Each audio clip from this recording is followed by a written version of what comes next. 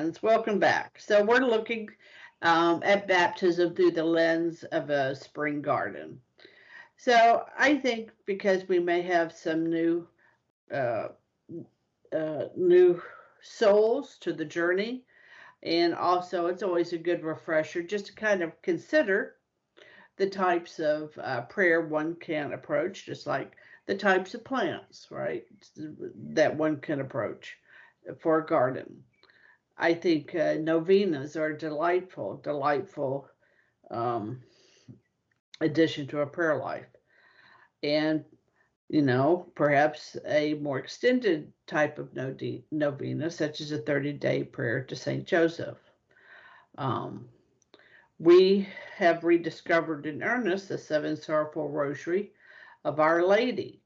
And it's a particularly nice addition here during the season of Lent, but we have found it to be a nice companion to the sorrowful mysteries of, the more traditional rosary that we're all familiar with. Determine your location of prayer. Different orders and movements within the church highlight having a prayer space. And now Brother Lawrence was just as comfortable in the presence of God in the kitchen as he was in his oratory. But nonetheless, he did spend time in the oratory, quite a bit of it. And that removing of self as part of the process of prayer would filter back into his ability to find Christ in the everyday events of his life. I think there's an expression that says, when I'm driving my car, can I pray a rosary? Yes, you can. When I'm praying the rosary, can I drive my car? No, you cannot. And I think it's a little bit like that with Brother Lawrence. There is a recognition that the prayer in the kitchen is anchored by the prayer in the oratory. That if the only time that he ever prayed was in the kitchen, it would cease to be prayer at some point, right? Because you don't have a grounding. But as long as you're grounded, this place that you set aside that is, really it's an anchor. It really becomes a kind of the headstone or the groundstone, as it were, the cornerstone of where you go. And, as human beings, we really need that. We need something that keeps our feet concretely to the ground. And I know that it can often be hard to find out that little personal place, but the easiest place to have an anchor is when you climb out of bed, you fall on your knees. It's always a place to be found, right next to your bed on your knees. If you can't find anywhere else. That's correct. That is correct. I know a lot of patriots here in Texas who are working very hard on election integrity. That was the prayer form that kind of united, and still does in a real way, the movement, is an Our Father on your knees. Right, an Our Father on your knees. Absolutely.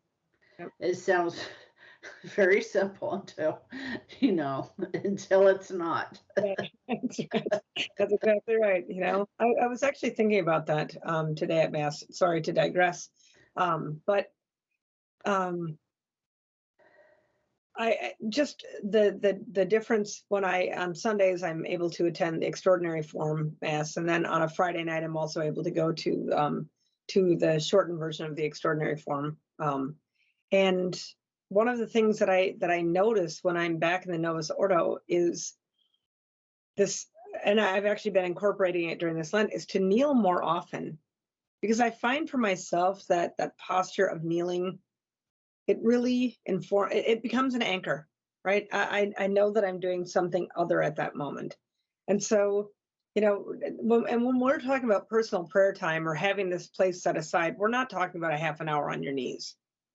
Father Jacques Philippe in one of his beautiful recollections on prayer will tell you that when you are going to engage in a longer type of meditation, it is important that you have to recognize the limitations of the body, right? That you do have to be somewhat comfortable.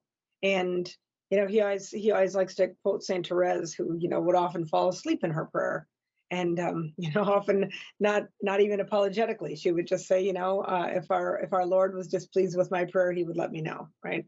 But it does mean that you, from time to time, to have that anchor, to roll out of bed and to have your first moment, and I'm preaching to myself here, to have that first moment given over to that anchoring of recognizing that you're putting yourself in the presence of God.